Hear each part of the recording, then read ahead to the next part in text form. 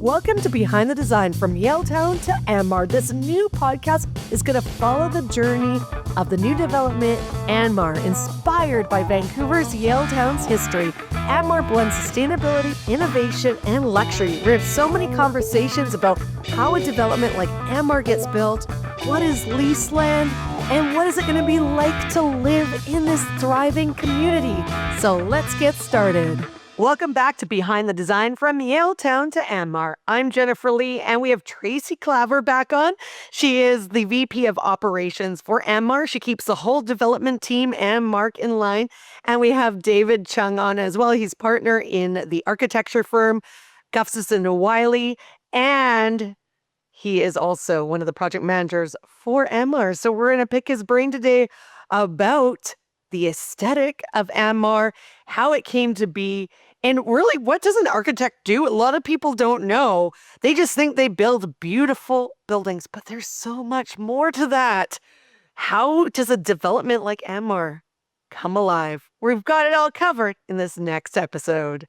So I'm going to start with a tough question, David. What is the misconception that you get the most as an architect? Oh, well, that's a very good question, Jennifer Lee. And the problem, I think, is that the general public often doesn't quite really know what an architect does. Obviously, we design and we take instructions from our client and we try to come up with a lot of different ideas for them. But a big part of our job actually is to be the quarterback and to coordinate a whole team of consultants. We have structural, mechanical, electrical, civil, geotechnical, envelope, you name it. It's quite an incredible team, and every one of these consulting firms, they contribute to our projects. And the architect is sort of at that the coordinating professional in that we're the ones who become the design authority, and for every part of the project that we have to look into, we coordinate all of those consultants. So that's one of the things I think the general public doesn't quite understand that we do. They often see as, oh, here's the building and this was the architect for it. And yes, we might have been the one that did up all the drawings and came up with these renderings or sketches, but ultimately it's also the owner who plays a big role in that, because at the end we're really almost like a little piano player. We take cues from the owner, and they're the ones who give us the inspiration. You are so important. It's funny because my family's background is construction, and this is such a big misconception, but everybody always thinks the architect is the one that makes the money on the project. They're like, always like it's the architect top and then the builder, but that's not the case. And in the case of the developer, Tracey, a lot of people think too that it's the developer that takes the credit for the architect, but it's not true. You guys are all a team. And what does it mean to have a team like David's on a project like Andmar? Well, I think it's all about great communication, because there's a lot of coordinating that needs to be done. So when we, really closely work as a team, follow up, put meetings together, get the consultants, get things out on the table, come up with, there's always going to be little things along the way that needs some addressing, right? We need to figure out solutions. And as far as GWA goes, I love working with each and every one of them because of, I think the great line of communication that we have. So Tracey, when you want to bring the development like Andmar to life, what is the first step?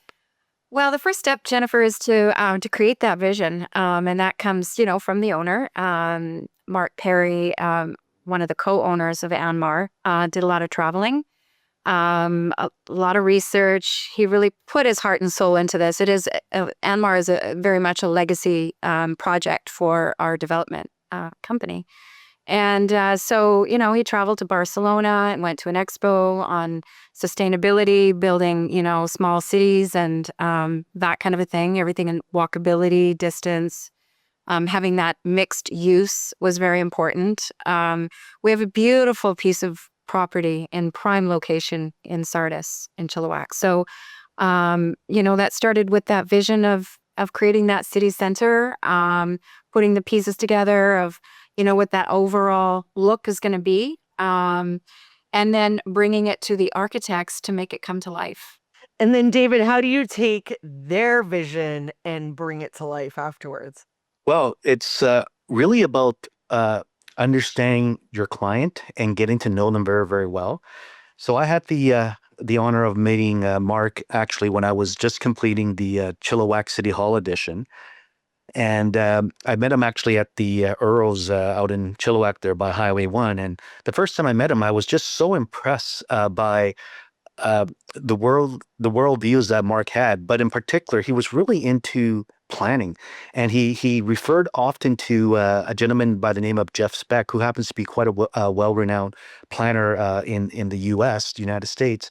So because I have an urban geography planning background, I was kind of educated with the teachings of Jane Jacobs, for instance, and so Mark and I kind of hit it off because we both were talking about similar things. For Andmar, it's quite a different development in that we're not just creating a building with a program. This one here is really unique in that it's really a city and it's more of a lifestyle center.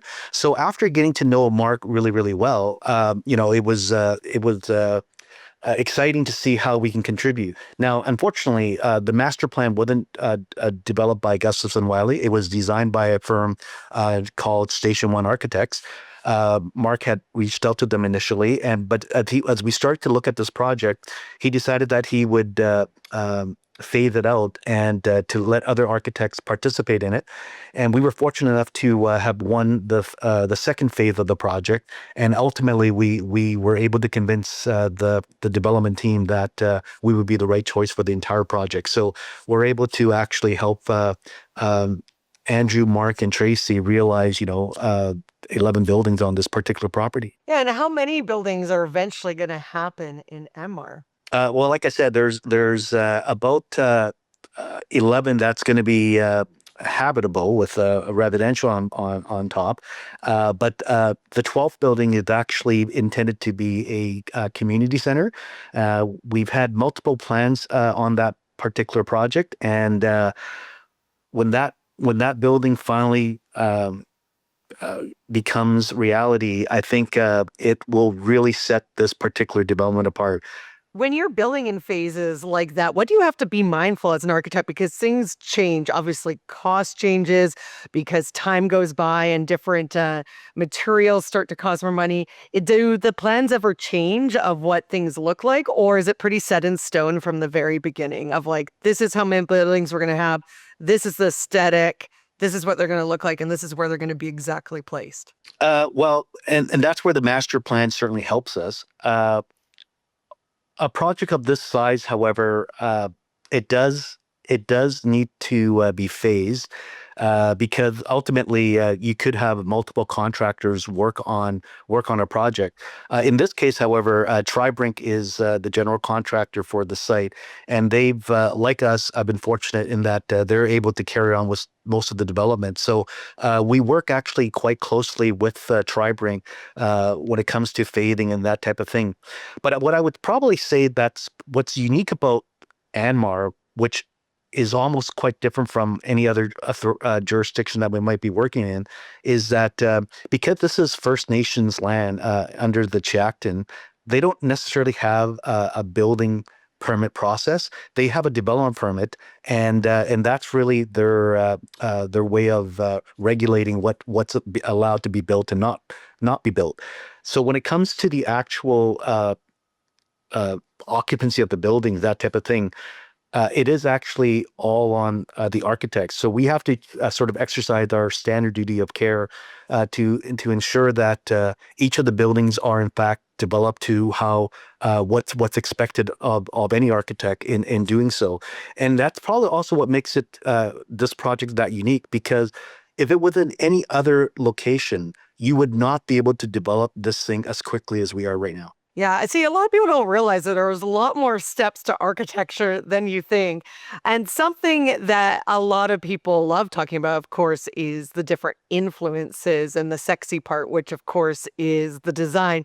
So I know that these particular buildings are Art Deco with West Coast influences. So how do you balance those two styles? Yeah, and that's an amazing question because obviously I've noticed obviously you have some building background because Art Deco is a style that's been around probably in the early 1900s, and our particular design for Anmar, however, is I would say it's probably more eclectic. It's got some Art Deco, it's got West Coast, but it's probably also have a lot of craftsman. It's got postmodern, it's got modern, late century modern. There's a whole series of different styles, including the vernacular and even First Nation that we're being able to realize here. But what drives it all actually comes from the developer, Mark Perry in particular. His vision had always been that if you were a resident in this development and you were walking a neighbor or a visitor around, who could you point out exactly which building or which area you live in, and that's one of the reasons why there's so many different styles for Anmar, and it's really just to help the residents there navigate this very large property. And Tracy, what are some of your favorite elements of the design so far that you've seen in the renderings? Well, it's aesthetically, it's so beautiful. Having the different sections of the buildings, it's not just such a overwhelming, big stacks of buildings. When you're looking around, it has a lot of character to the design, and so that was very intentional because it looks like it's been built over time. And David and I were speaking about that earlier. Just how in other countries, obviously we're so young here that the buildings aren't that old, right? But there are other areas that the buildings have been built over time, and it's just so visually exciting to see different styles of architectures joined together, right? So I think with Andmar, I love that that we have that look of distinct styles that are a combination of different things, and then ending up as like a small city. So it's not just like a complex. It looks more like a well-designed and planned little city. And I like the fact, too, that there's like a cohesive element because you are going to eventually have 11 buildings. So you want to make sure that when people drive by, they're like, oh, that's the Anmar development. You don't want it to look very like hodgepodge and everything's thrown together. You want it to look like a cool, thriving. You drive by, they always comment because on Andmar 1, it's visual to Promontory Road. And when you drive by, you see this round corner of the building, which is very unusual, which then lends to like a pretty incredible floor plan. It's just when you walk in and see that round, visual in the living room, it's just, there's nothing like it. It's pretty cool.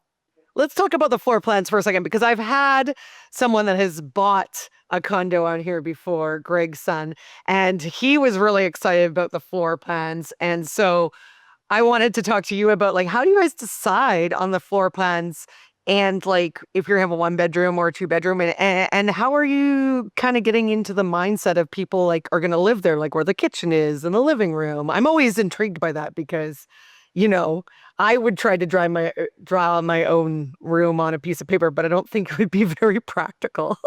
Well, I guess I could take that question and just start off by saying, we've built a lot of condos in Chilliwack already, and we did Inglewood Courtyard. So there's 3 buildings, 136 units, and then Skynest down the street with a total of 98 units. So eventually, you really learn what works, what's what people are looking for, what the really important elements of a good floor plan are. As well as we really always like to include a work from home situation. There's got to be an area that somebody can set up a desk and a computer, and, this new trend of, work from home really lends itself to our theme of Andmar being, live, work, and play. So we really like to incorporate that element of working from home in our floor plans. Also, kitchens are very important. So, we over the time, you always get the same comments of, we have drawers with recycling, right? In your cabinetry, and if there's room, a floating island that is, set up for functionality. So, what do you say, Dave? Yeah, David, what's your opinion? Actually, Tracey hit the nail on the head there. What we do actually, we create programs and we create function requirements, and what that is that we get input from the owner, usually based on what works for their pro forma. Because obviously, we don't design, we don't build so that the owner isn't going to make a profit out of it. Obviously, we want to make sure that the types of the units, the number of units, the variations of them is going to meet what their targets are for how they see the development working. So at the end of the day, what we end up doing is we'll look at the building floor plates, and we'll look at how many studios, 1 bedroom, 2 bedrooms, or maybe even 3 bedrooms the owner might want, and we'll try to divide it all up. We'll do our best to come up with the various different plans that we think would work. But I could tell you in this type of scenario where these are market driven, the architect, we really are, we really rely on someone like Tracey to tell us what are the owners really interested in. So we'll come up with the plan, but Tracey normally has other interior consultants, for instance, who pour through our plan and try to make it a lot more efficient. And I think we've been doing that for a number of our buildings over here, and I would say for the better, because sometimes Tracey will know that the market wants to see wraparound balconies, for instance, and maybe the market wants larger balconies because this particular clientele, they're going to demand that because they have more of a outdoor lifestyle, for instance. And because we work, all over the province, we may not necessarily know exactly what Chilliwack wants, but Tracey does. And so so it's very important that we have that collaboration. Okay, so when we look at pre-sales, the exciting part of it is you get to pick your theme inside, and there's so many different design themes in different condos. So how do you go about figuring out what are the different palettes for the different type of units you're going to sell? Well, Jen, I think with a project like Andmar, it is a very large project, and I think we have something there for everyone, right? Getting back to the decks, we do have some of the condos that just have a small Juliet. It's not even a deck. You just, open up and get some fresh air, which adds more square footage to your unit, right? So it's either, you go for the option with the deck and have, in some floor plans, lesser square footage, or, with this Juliet, and that extends your living room. So, there could be preference. Some people feel that they're not even going to use a deck, so they'd rather have that bigger floor plan. But when it comes to the color boards, we really wanted to appeal to a number of, a variety of choices. So, we have a modern and a traditional. We call it a transitional because it's not fully traditional. So there's a modern light and dark, and the transitional has more of that traditional look. Some people don't like that flat modern. They want the raised, shaker style cabinet. So I think that there's something there for everyone. And, that has actually been proving to be very successful. I see that there is a bit of a 50-50 ratio when it comes to oh, I love that modern, or oh, that's not for me. I'm really happy that you have that traditional style as well. David, do you have a favorite layout? Actually, I do. And I think their 2 bedrooms work the best because the thing that we try to do whenever possible is to separate the bedrooms. So you'll have a primary bedroom and you'll have a secondary bedroom, but you really don't want them to be together. So our favorite layout, it's anywhere from around 1,000 square feet to 1,300 perhaps, and you've got this beautiful entryway where your kitchen's just right off to the side. You can walk right in, open up to a pantry. You could actually put all your things away, and then you can look out the island that you have there into this the view usually of the living room and of the mountain surroundings that are actually in Andmar. That's actually one of the more unique aspects of this particular property, is that the interiors, it responds really well to the site because we have commercial all on the ground floor, at least for the city portion of this project.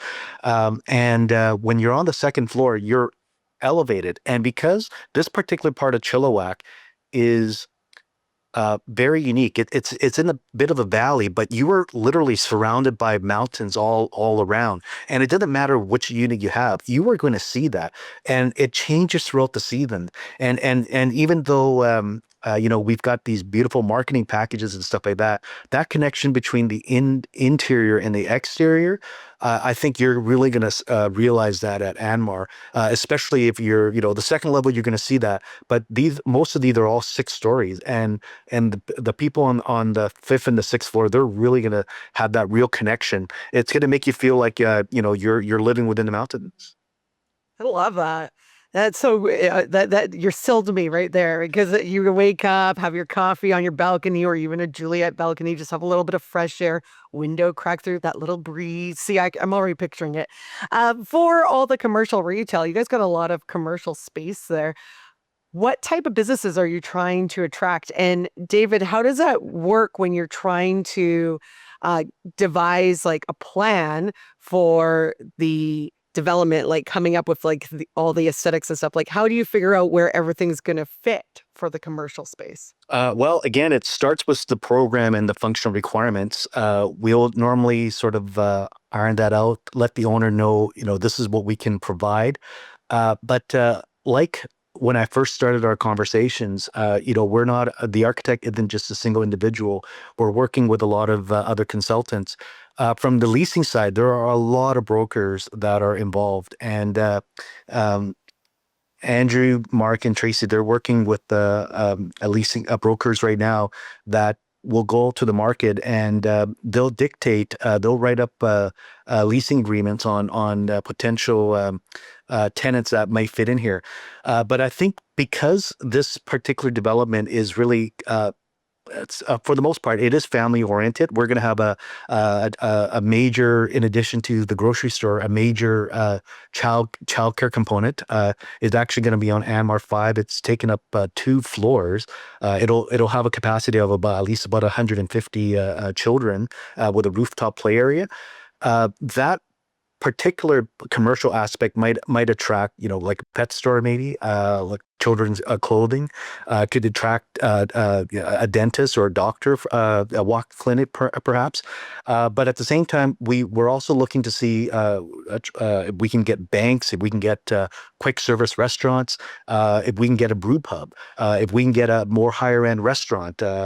And so it's really a mix. There's going to be a lot for families, but I think because this is intended to be a mixed income development, a lot of other activities for adults as well. Great. And the other thing that I know is near and dear to Mark's heart is, and we've talked about on this podcast before, is making it a walkable city and making it so you can just go down and like walk around and or bike. He says, get a bike.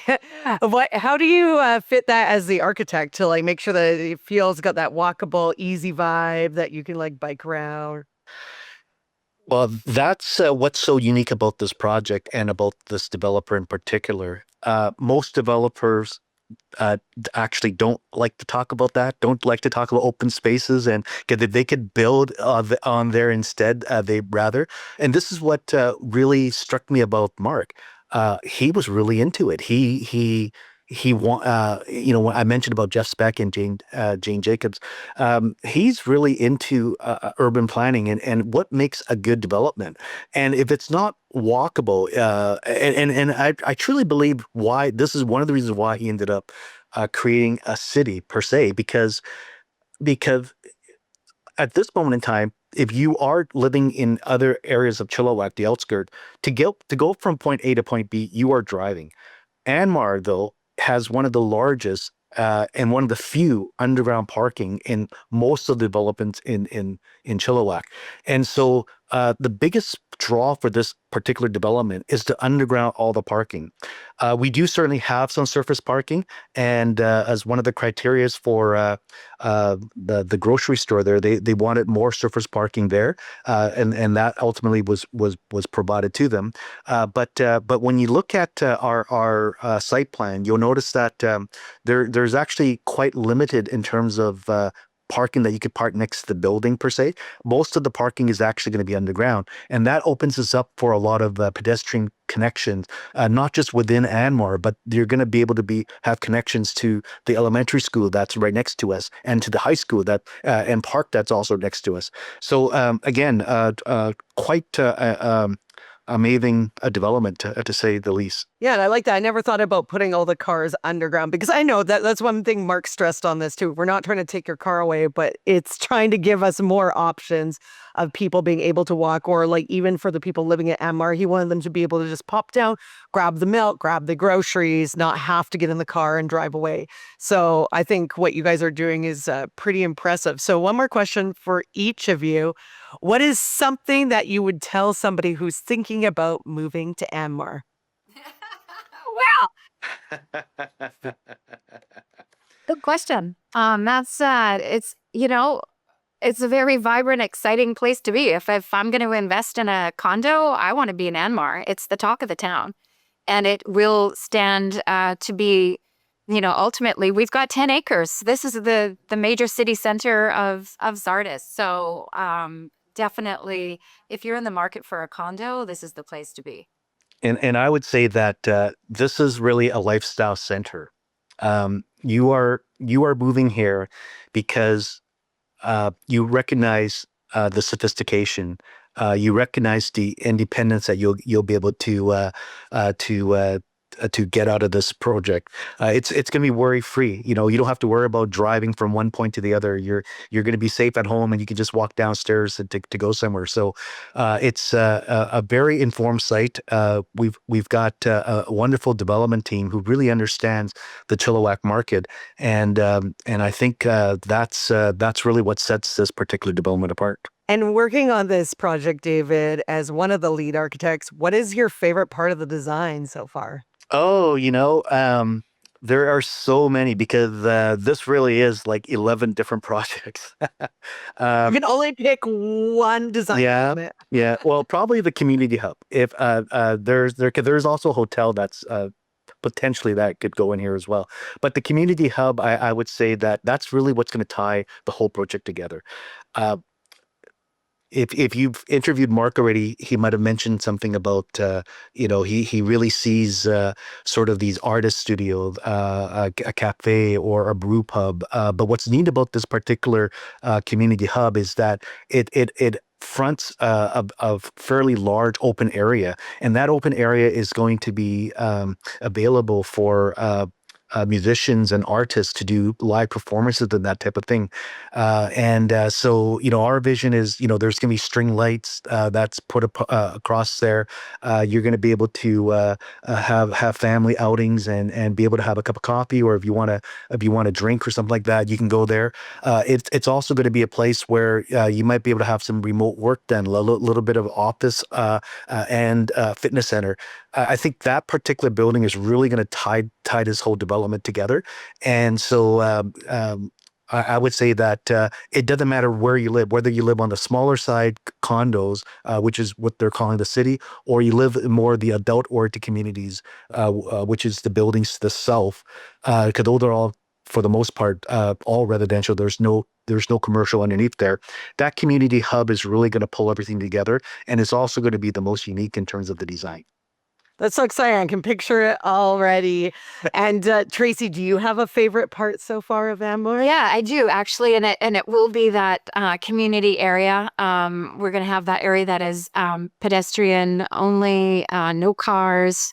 We'd love to implement maybe like a night market, something to that effect. There'll be the area there to lay all that out, maybe have, a yoga studio in there that might do some outdoor yoga, so bringing the community together, getting a coffee, sitting outside, getting some fresh air, talking to your neighbor, that kind of a thing. So I think it's connectivity that is really going to be enhanced in this type of development.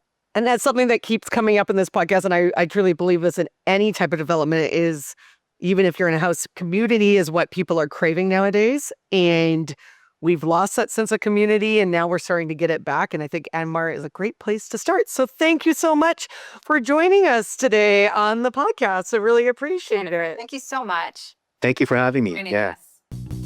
Thank you for joining us on Behind the Design from Yaletown to Andmar. We've explored the history, innovation, and sustainability that makes Andmar more than just a community. It's a place where life, business, and connection thrive. If you've been inspired by this podcast, we'd love your support. Follow the podcast, rate it, and leave a review to help others discover what makes Andmar so special. Till next time.